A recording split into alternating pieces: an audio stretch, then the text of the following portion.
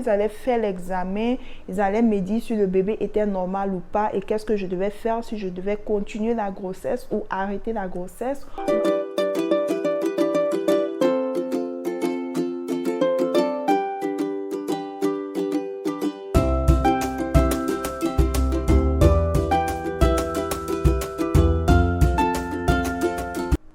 Bonjour maman, j'espère que tu vas bien. Je suis Ramata, maman célibataire depuis la découverte de la grossesse. Le but de ma chaîne est de créer une communauté d'entraide entre nous mamans.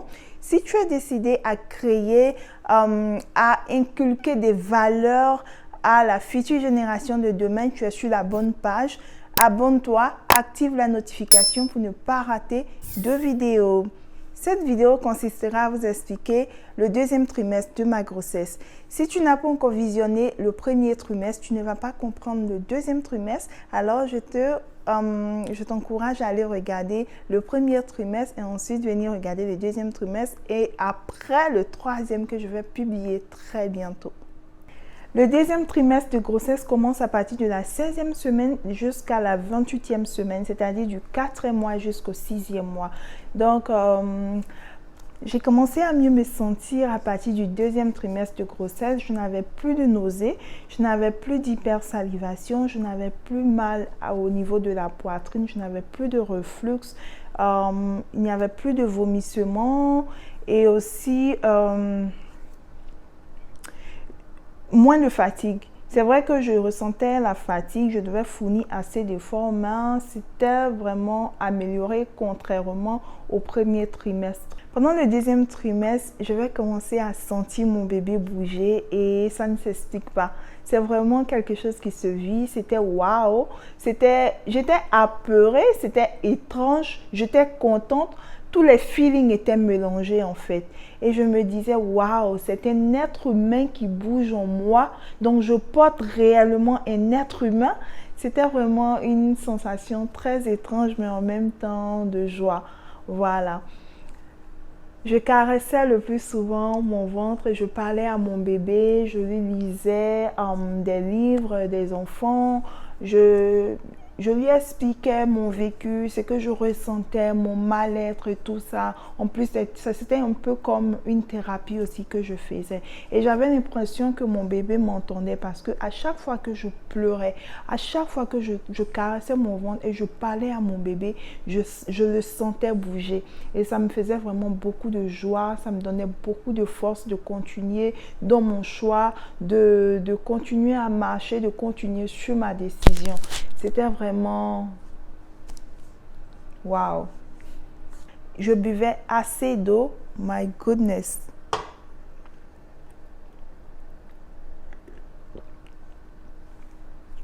Il faut boire beaucoup d'eau. Je buvais assez d'eau, assez d'eau. J'étais vraiment hydratée. Je me nourrissais. J'avais pris la résolution de prendre soin de moi et de mon bébé. Donc, je consommais beaucoup de fruits, beaucoup de légumes. Je buvais beaucoup de lait. Je consommais que ce soit les protéines, tout ce qui pouvait me donner le calcium, tout ça. Je suivais toutes les instructions du médecin. Voilà. Pendant mon deuxième trimestre, j'ai aussi pu avoir une assurance parce que je vous avais dit que je n'avais pas d'assurance. C'était compliqué. Et pendant le deuxième trimestre, j'ai pu avoir une assurance et ça m'avait vraiment apaisée parce que j'étais sûre que j'allais avoir une assurance à mon accouchement. Pour ceux qui vivent aux États-Unis savent combien de fois c'est pénible, c'est difficile quand tu n'as pas d'assurance en tant qu'une femme enceinte avec toutes les factures qui viennent, c'est inexplicable en fait. Mais pendant le deuxième trimestre, j'ai pu avoir une assurance. Je prenais soin de moi, soin de mon bébé. Je ne manquais aucune visite. Je commençais à avoir la mémoire courte. J'oubliais beaucoup. Donc, je continuais toujours à noter. Je vous avais montré mon journal où je notais mes feelings, mes symptômes, toutes les suggestions, les recommandations du docteur. Je continuais toujours à noter pendant le deuxième trimestre. Moi, je n'avais même pas besoin de faire du sport parce que mon travail de CNE, de préposé aux bénéficiaires, je ne m'asseyais pas. Je marchais presque tous les 8 heures. Pendant les 8 heures de travail que je faisais, je marchais de chambre en chambre et tout ça. Et donc, ce qui a fait que j'ai maintenu une très bonne santé. Quand je rentrais à la maison, avant de me coucher, la première des choses, c'était de faire mon yoga sur mon yoga mat, travailler sur mon dos. Je prends un bon bain, je me couchais. J'avais besoin d'un oreiller que je mettais entre mes jambes et sur mon côté pour pouvoir mieux dormir parce que c'était pénible. J'avais l'impression d'être étouffée parce que le ventre aussi commençait à pousser en fait. Donc c'était un peu inconfortable. À partir du 4e mois, je dirais, c'est là que les vraies visites vont commencer parce qu'ils vont commencer à vérifier mon poids, le poids du bébé. Je dois faire attention, on va me donner des conseils. Je vais aussi faire un test d'urine et je crois, de diabète. Voilà, on va me donner un sirop que je vais boire et puis uriner. Je crois, c'était à jeun. Ça fait quand même 3 ans, donc voilà, je ne me rappelle pas des détails, mais j'ai fait un test de glucose, un test de diabète en fait, pour voir si j'étais prédiabétique ou si l'enfant était susceptible d'avoir le diabète. Voilà, je pense que ce test-là, il n'est pas obligatoire, c'est juste recommandé en fait. Tous mes soutiens, tous mes jeans, mes pantalons, tout ne me rentrait plus. Je n'avais pas pris du poids, mais les habits devenaient inconfortables. Donc, j'avais acheté des pantalons de grossesse, voilà, où il n'y avait pas de boutons, ça montait jusqu'à la taille.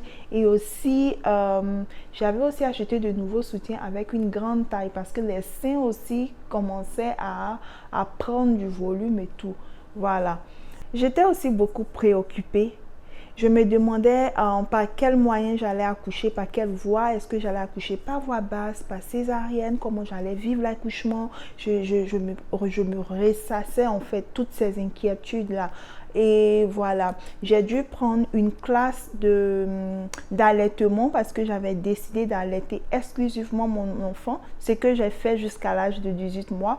Donc, j'ai pris des classes d'allaitement pour me préparer à l'allaitement et tout ça. Ça a été très bénéfique pour moi. J'ai aussi pris une classe pour me préparer à l'accouchement, pour qu'on puisse m'expliquer comment est-ce que je devais respirer, quel genre d'exercice je devais faire pour l'accouchement, pour que tout se passe bien, qu'est-ce que je devais mettre dans ma valise de maternité, à quoi je devrais m'attendre. Je pense que c'est une classe recommandée, tu dois payer certains frais et il y a un professeur là qui va vous expliquer. Les gens qui sont en couple, les femmes mariées sont venues avec leur partenaire et je pense que là aussi je me suis sentie vraiment seule, je me suis sentie très triste parce que j'étais toute seule là à prendre cette classe là pendant que tout le monde qui prenait cette classe était accompagné par leur partenaire, par leurs époux et avait le soutien en fait et moi j'étais seule. Mais je me suis quand même donné un moral d'acier, un moral de fer parce que je me suis dit, tu es arrivé là jusqu'à presque 6 mois, ce n'est pas le moment de repenser encore au passé. Voilà, j'aimerais aussi encourager ces mamans qui sont seules, qui sont dans le 2e trimestre de grossesse. Soyez fortes mentalement et physiquement. Faites des thérapies, parlez avec vos amis. C'est le moment de chercher qui va vous accompagner à l'hôpital. Voilà, c'est en ce moment-là j'ai commencé à chercher qui est-ce que va m'accompagner à l'hôpital, dans quel hôpital je vais accoucher. Je commençais à faire mes recherches, visiter l'hôpital, je me rapprochais des femmes qui venaient d'accoucher pour échanger avec elles, pour savoir comment est-ce que, pour comprendre leur expérience et puis voilà, je pense que ça m'avait aussi apaisée.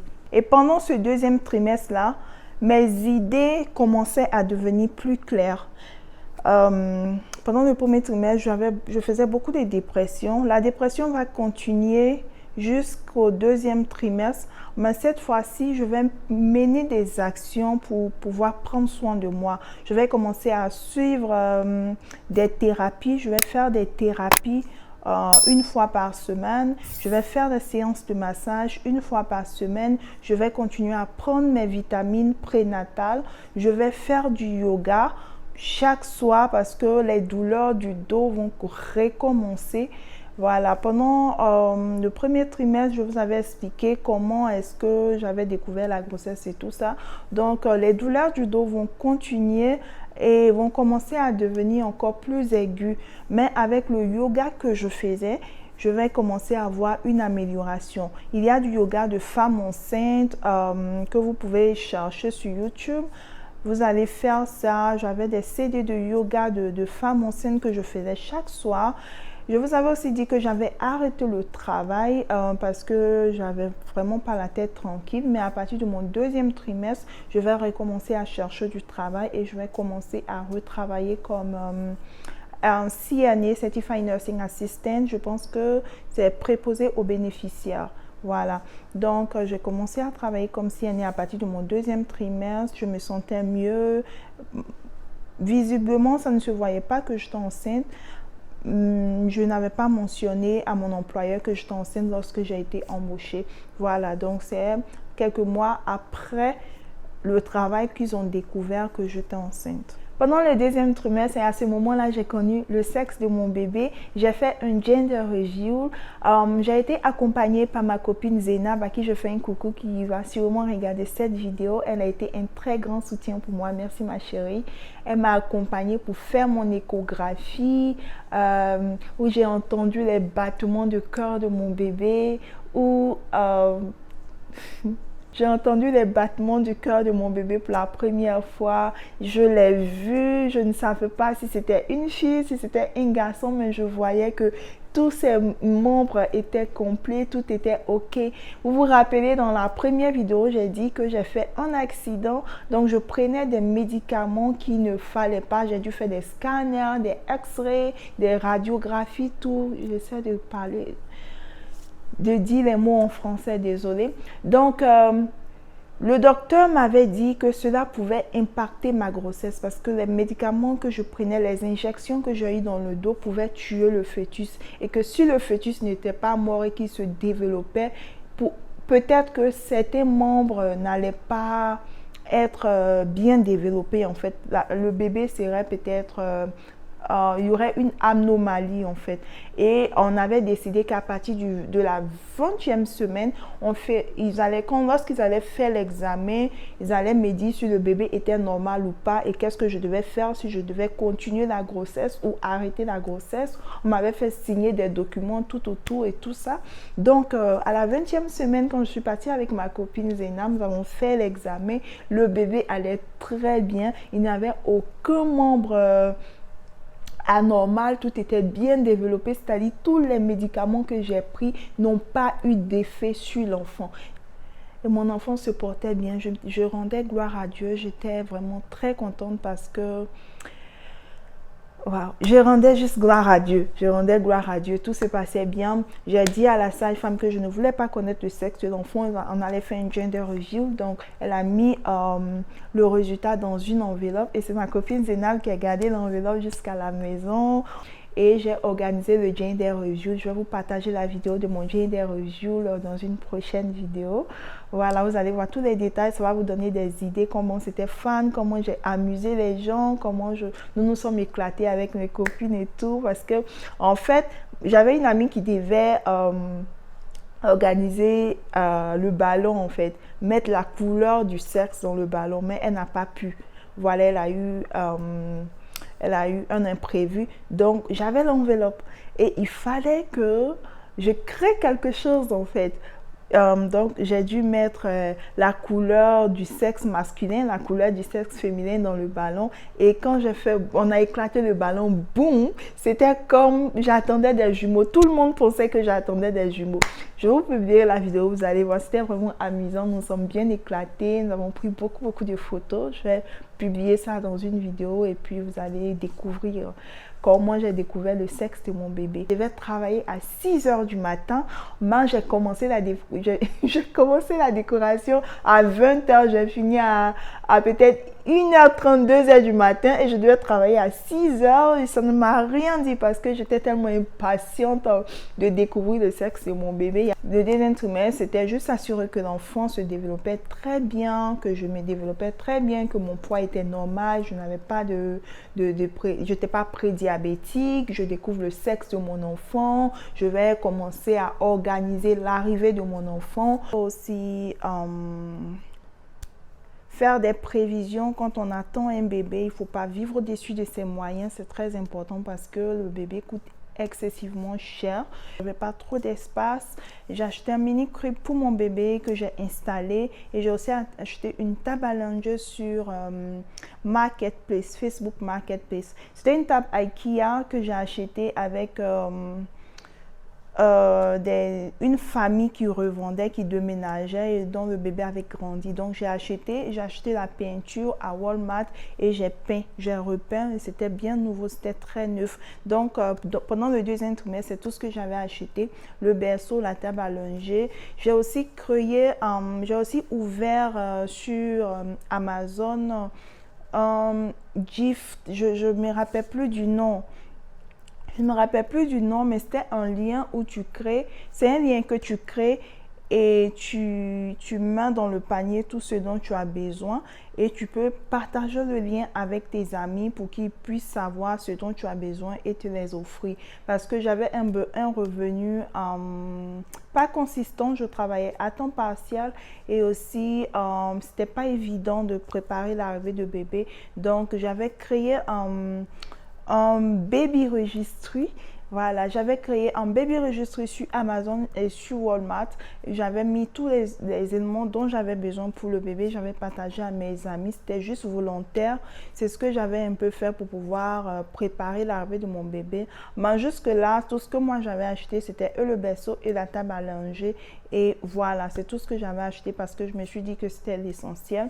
Et après l'ultrason que j'ai annoncé ma grossesse à tout le monde, après la 20e semaine, quand j'ai fini de faire l'ultrason et qu'on m'a dit que tous les membres de mon bébé étaient bien, tout allait bien, il n'y avait aucun problème. C'est à ce moment-là que j'ai publié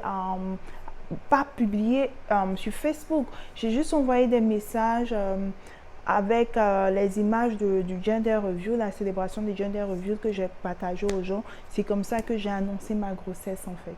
Mon docteur m'avait fait plein de recommandations au niveau de la nourriture. Il fallait que je mange 5 fois dans la journée au lieu de 3 grands repas parce que je mangeais énormément. Donc pour éviter une prise de poids, elle m'a recommandé de manger 5 à 6 fois des petits repas au cours de la journée. Voilà, c'est ce que j'ai suivi. Je devais éviter la boisson gazeuse, je devais éviter de me défriser les cheveux.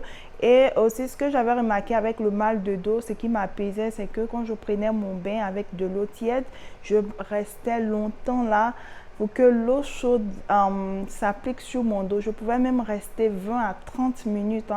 Et ça m'aidait, ça me soulageait vraiment. C'était comme un massage pour moi, en plus des massages que je faisais par semaine.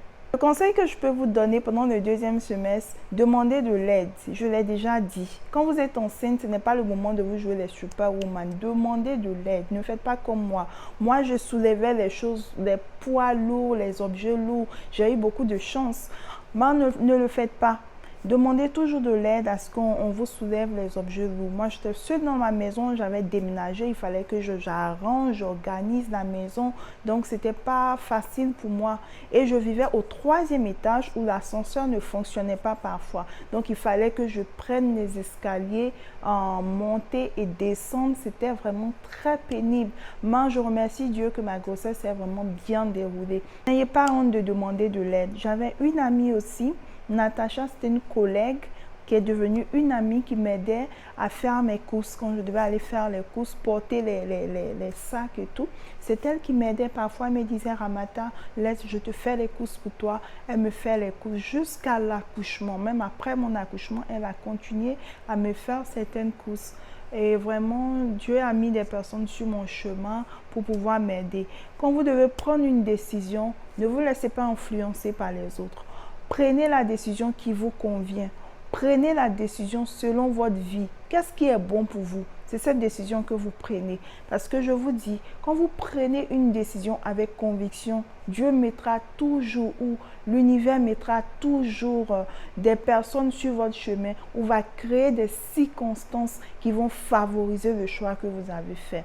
Voilà, je ne savais pas que j'allais pouvoir y arriver aujourd'hui en train de vous faire cette vidéo, en train de vous expliquer mon deuxième trimestre, mais je suis en train de le faire. Je veux dire à cette personne qui passe par un moment difficile, qui est seule, qui est une mère seule pendant sa grossesse, qui est en train de traverser son deuxième trimestre de grossesse, sois forte, tu peux le faire, tu es déjà à mi-chemin. ce n'est pas le moment de rebrousser chemin. Tu es forte, tu peux y arriver et tu vas y arriver. Donc, merci de publier la vidéo, de partager, de liker, de vous abonner et surtout, activer la notification parce que si vous ne le faites pas, comment est-ce que vous allez suivre les prochaines vidéos à venir? Il y a le 3e trimestre en cours qui sera publié dans pas longtemps. Donc, activez la notification pour être informé. Voilà.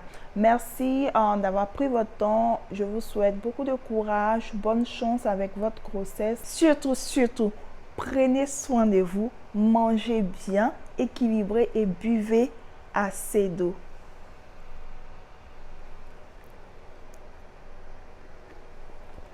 Bye bye.